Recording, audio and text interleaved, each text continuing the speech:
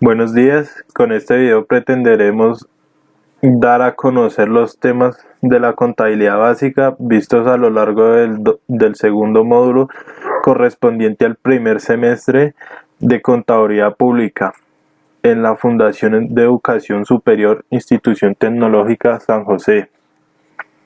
Como primer tema veremos qué es la contabilidad.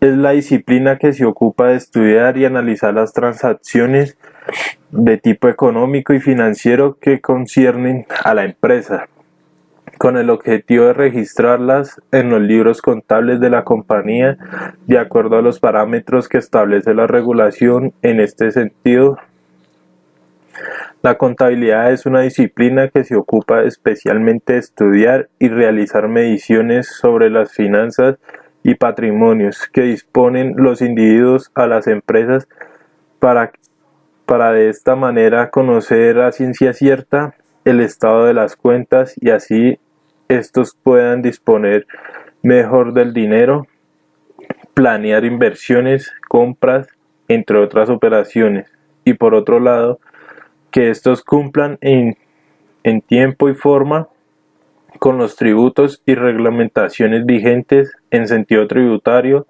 Entonces la contabilidad básica es la ciencia que se ocupa fundamentalmente del análisis y la medición de los patrimonios de individuos o de empresas. ¿En qué se basa la contabilidad? La contabilidad se apoya en diferentes ciencias como la matemática, la estadística, la economía, el derecho, por ejemplo, laboral, código sustantivo del trabajo, comercial, código de comercio, tributaria, estado tributario, civil, código civil, y en la ciencia de la administración. Clasificación de las empresas. Va por su tamaño. Por ejemplo, microempresas tiene una cantidad máxima de 10 trabajadores, es familiar y su experiencia es empírica. Segunda sería empresa pequeña, está conformada por un mínimo de 10 y máximo de 50 trabajadores, divide el trabajo por especialización. La tercera sería empresa mediana, cuenta con un mínimo de 50 y un máximo de 200 trabajadores, usa tecnología para la realización de sus productos, tiene como objetivo postularse como una gran empresa. Y la cuarta sería gran empresa, cuenta con un mínimo de 200 trabajadores y no cuenta con un máximo de trabajadores. Tiene como objetivo internacionalizarse y tener el poder del mercado como un monopolio, según su actividad económica y objetivo. La primera sería industrial, manufacturización y transformación de su materia prima. La segunda como comerciales, compra y venta de productos. La tercera como de servicios y la cuarta financiero, como son los bancos. Según su sector económico, como primario, extracción de insumos, el secundario, procesamiento de materia prima y convertirla en un bien final. El sector terciario, comercializar un bien o prestar un servicio. Sector cuaternario, tecnología, información. Según su parte jurídica, serían individuales de un dueño, sociales, grupos de personas. Según su procedencia de capital, público pertenece y proviene al Estado. Privados pertenece a un grupo de socios. Mixtos, capital procedente del Estado y gestión privada. Tipos de sociedades. Sociedad anónima, SA tiene un mínimo de 5 socios, no tiene limitación de cantidad de socios, constitución por escritura pública y por razón social tiene como siglas SA, aportes, acciones, normativo. La segunda es Sociedad Anónima Simplificada, SAS. Son empresas unipersonales con un mínimo de un socio. Su constitución es por documento privado, o sea, acta. El monto de las acciones depende del propietario. La tercera es comandita simple. S en C consta de un socio gestor, un socio comanditario, no tiene límite de socios. Su apertura se hace por escritura ante Cámara de Comercio. El gestor tiene responsabilidades ilimitadas y el comanditario hasta donde den sus aportes económicos. El comandita acciones SCA consta de un socio gestor y 5 socios comanditarios. Se establece por escritura pública. Esta sociedad debe tener una reserva legal de utilidad liquidada para el ejercicio de 10% y 50%. Sigue limitada, requiere mínimo de 2 socios, pero tiene un máximo de 25 socios. Requiere una escritura pública ante entidad competente, ante notaría y Cámara de Comercio. Puede ser heredada, debe tener una reserva del 10% y ascendencia del 50% del capital suscrito y pagado. El capital social se pagará. Y la colectiva requiere mínimo de 2 socios, no tiene limitado de socios. Su constitución es con escritura pública ante Cámara de Comercio, pero si es microempresa se puede constituir como documento privado. Su duración puede durar con herederos, no requiere reserva legal. El usufructo de los bienes aportados, los aportes se dividen en partes de interés. El PUC, Plan Único de Cuentas. El Plan Único de Cuentas busca la uniformidad en el registro de las operaciones económicas realizadas por los comerciantes con el fin de permitir la transparencia de la información contable y por consiguiente su claridad, confiabilidad y compatibilidad. El Plan Único de Cuentas está compuesto por un catálogo de cuentas y la descripción y dinámica para la aplicación de las mismas, las cuales deben observarse en el registro contable de todas las operaciones o transacciones económicas. La codificación del catálogo de cuentas está estructurada sobre la base de los siguientes niveles. Clase, el primer dígito. Grupo, los 2 primeros dígitos. Cuenta, los 4 primeros dígitos. Y subcuenta, los 6 primeros dígitos. Las clases que identifica el primer dígito son: clase 1, activo; clase 2, pasivo; clase 3, patrimonio; clase 4, ingresos; clase 5, gastos; clase 6, costos de ventas; clase 7, costos de producción o de operación; clase 8, cuentas de orden deudoras; y clase 9, cuentas de orden acreedoras. Las clases 1, 2 y 3 comprenden las cuentas que conforman el balance general. Las clases 4, 5, 6 y 7 corresponden a las cuentas del estado de ganancias y pérdidas o de estado de resultados. Y las clases 8 y 9 detallan las cuentas de orden. ¿Qué son las normas IASB? International Accounting Standards Board, o IASB por sus siglas en inglés, es un organismo independiente de la Fundación IFRS que se dedica al establecimiento de normas contables de carácter internacional. La Junta de Normas Contables fue fundada el 1 de abril del 2001 como sucesora del Comité de Normas Internacionales de Contabilidad, International Accounting Standards Committee, o IASC por sus siglas en inglés.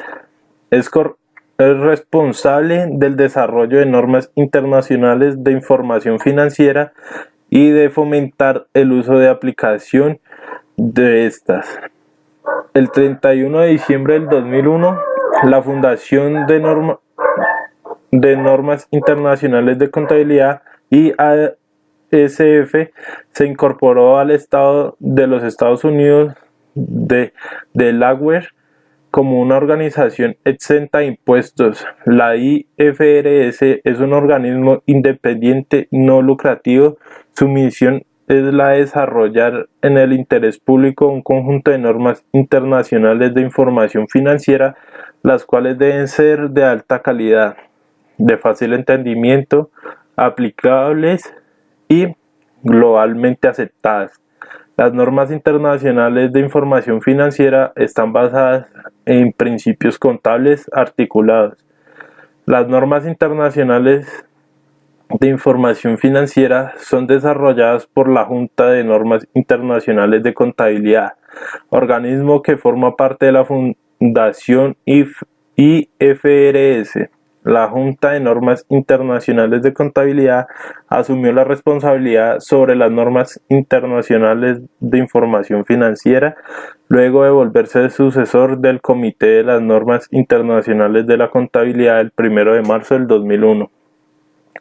La Junta de Normas Internacionales de Contabilidad es supervisada por el Consejo de Fiduciarios en la Fundación IFRS, responsables de esta y del nombramiento de los miembros pertenecientes a la Junta de Normas Internacionales de la Contabilidad. La Fundación IFRS rinde cuentas públicamente a la Junta de Vigilancia de Autoridades del Mercado de Capitales. Definición de cuentas. Se le llaman cuentas contables al conjunto de registros donde se detallan de forma cronológica todas las transacciones que ocurren en un ente económico. Estas operaciones se registran en asientos de débito o crédito, dependiendo del origen de la transacción. Partes que componen una cuenta. Primero, titular o nombre de la cuenta. Como su nombre lo indica, el titular se refiere a la cuenta en la que estamos registrando. Segundo, debe o haber.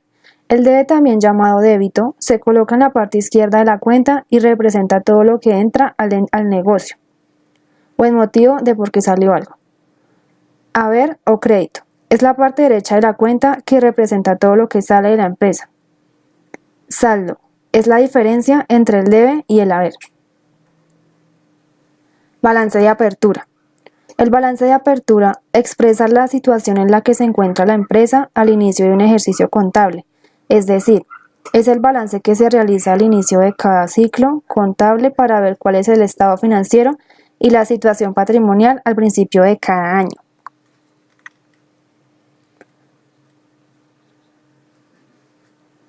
Balance de movimiento. Es el que se construye sin tener en cuenta el balance inicial y debe cuadrar como el balance general. Balance general. El balance general es un informe financiero contable que refleja la situación económica y financiera de una empresa en un momento determinado. Activo. Representa los bienes y derechos apreciables en dinero de propiedad de la empresa. El pasivo representa las obligaciones contraídas por la empresa para su cancelación a futuro. El patrimonio es la diferencia entre activo y el pasivo. Y la ecuación es patrimonio igual activo menos pasivo.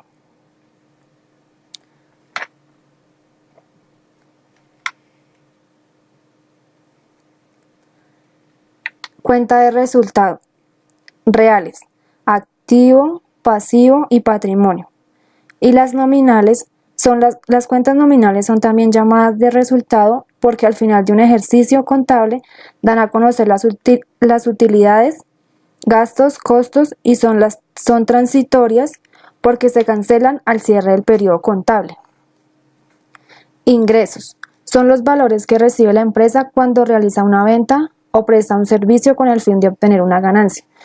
En estas cuentas empiezan y aumentan en el haber, normalmente no se debitan, sino al final del ejercicio para cancelar su saldo.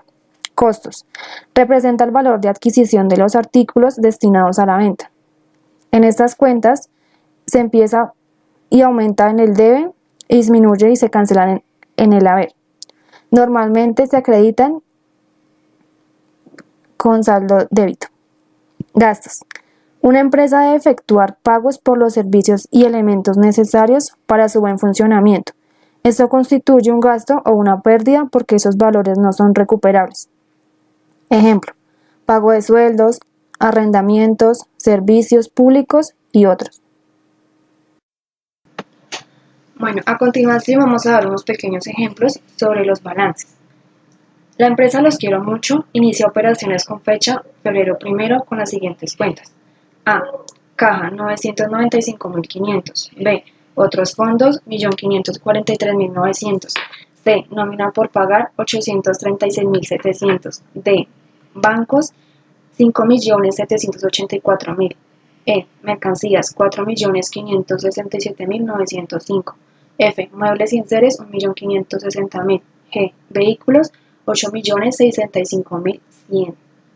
H. Proveedores 875.900. I. Costos por pagar 1.535.900. Segundo. Febrero 4. Compra mercancías por 3.124.890 para cancelar así. A. 30% con cheque. B. 10% en efectivo. Y C. Firma factura por el saldo a 60 días. Tercero. Febrero 6. Venta de mercancía por 9.376.560. Nos cancelan así. A. 35% lo consignan en cuenta corriente. B. 20% en efectivo. Y por el saldo firman una factura a 45 días. Cuarto. Febrero 8. El banco le hace un préstamo por 5.600.000. Quinto. Febrero 10. Paga con cheque Servicio Público de Codensa por 115.000. Sexto. Febrero 12. Consignan 280.000. Séptimo. Febrero 14. Compra calculadora financiera para uso de la empresa por 405.600. Cancelan así. 40% con cheque, 60% firma una factura. Octavo. Febrero 16. Se abona con cheque 650.000 a la deuda del numeral 2.c. Noveno. Febrero 18. Nos abona con cheque 1.000.000 a la deuda del numeral 3.c. Décimo. Febrero 20. Causamos los sueldos del mes por 1.965.000. 11. Febrero 21. Un socio presta a la empresa en efectivo 2.500.000. 12. Febrero 22. Se consigna 1.500.000. 13. Febrero 24. Se adquiere 1.819 acciones a 2.015 cada una. Con cheque. 14. Febrero 25. Abonamos con cheque 100.000 a la compra de la calculadora financiera. 15. Febrero 27. Un socio aporta un escritorio valorizado en 310.000, una calculadora en 555.100. 16. Valor inventario final 3.952.000. A continuación vamos a dar un pequeño ejemplo. Entonces tenemos la cuenta de caja, bancos, cuentas por cobrar, inversiones financieras, mercancías, muebles y enseres, equipos y vehículos. En el pasivo tenemos impuestos por pagar, obligaciones bancarias, proveedores y nómina. Patrimonio, resultado, que son los ingresos y gastos. Y por último, el balance. Tenemos el balance inicial, balance de movimiento y balance general.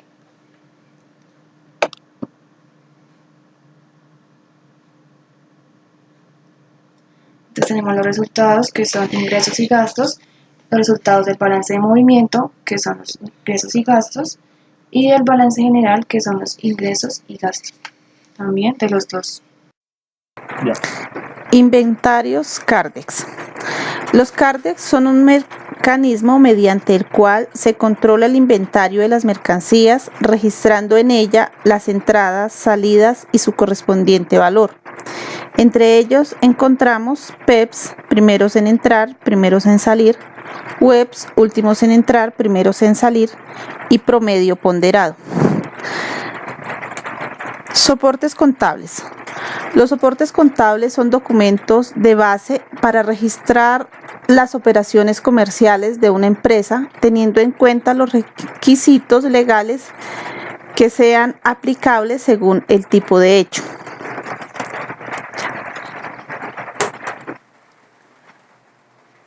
Entre los soportes contables encontramos el cheque. El cheque es un documento transferible como título valor negociable. Existen varios tipos de cheque. Al portador, quien lo porte lo puede hacer efectivo. Cruzado, solo se puede hacer efectivo a través de consignación en cuenta, y especialmente cruzado, solo se le paga a la persona a quien va dirigido a través de consignación. Existen diferentes causales de devolución de cheque.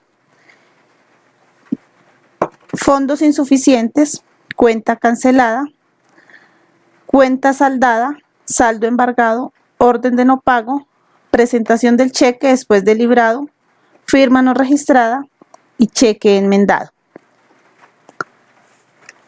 Recibo de caja.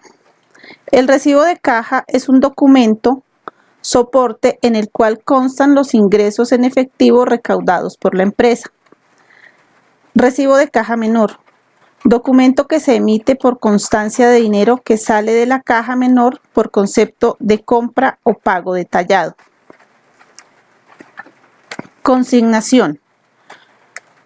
Este documento permite registrar depósitos de dinero en cuentas corrientes y de ahorro por conceptos de efectivo, cheques locales y de otras plazas. Factura.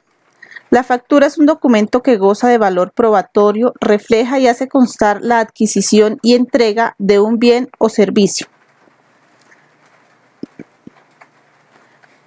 Pagaré. Pagaré, documento mediante el cual una persona se obliga a pagar cierta cantidad de dinero en una fecha determinada. Letra de cambio. Se utiliza como garantía de pago en compras, ventas, a crédito o dineros prestados, para que se pague a la orden del portador. Esta debe tener un girador y un girado. Nota débito. Documento que utiliza la empresa para cargar en la cuenta de sus clientes un mayor valor por concepto de omisión o error en la liquidación de facturas y los intereses causados por financiación o por mora en el pago de sus obligaciones. Nota crédito. Cuando la empresa concede descuentos y rebajas que no estén liquidados en la factura, o cuando los clientes hacen devoluciones totales o parciales de la mercancía. Comprobante de egreso. El comprobante de egreso es un soporte que respalda el pago de una determinada cantidad de dinero por medio de un cheque. Tipos de libros contables. Los libros contables, encontramos el libro diario, que corresponde al registro contable que se anotan todas las transacciones en forma cronológica. El libro auxiliar, su función es registrar todas las operaciones y centralizarlas en el libro diario para tener un único documento contable. El libro mayor, en él se resume el movimiento de cada una de las cuentas del libro diario, arroja un saldo deudor o acreedor por cuenta, el cual es trasladado posteriormente al balance. Impuestos. Entre los impuestos encontramos los impuestos directos de carácter nacional, IVA, renta y timbre, y impuestos de contribuciones especiales, que son los municipales, ICA, predial, vehículos, sobretasa de la gasolina y juegos de azar, y los regionales al consumo de licores, registros y otros. Entre los registros están las licencias de construcción. Los impuestos de forma general se calcula a partir de una base que puede ser o un ingreso o un servicio o la liquidación de un bien. A esta base se le aplica un porcentaje que incluso puede variar dentro de un mismo tipo de impuesto. Las administraciones de impuestos, nacional o locales, suelen establecer las tablas de retención y los periodos de recaudo y pago.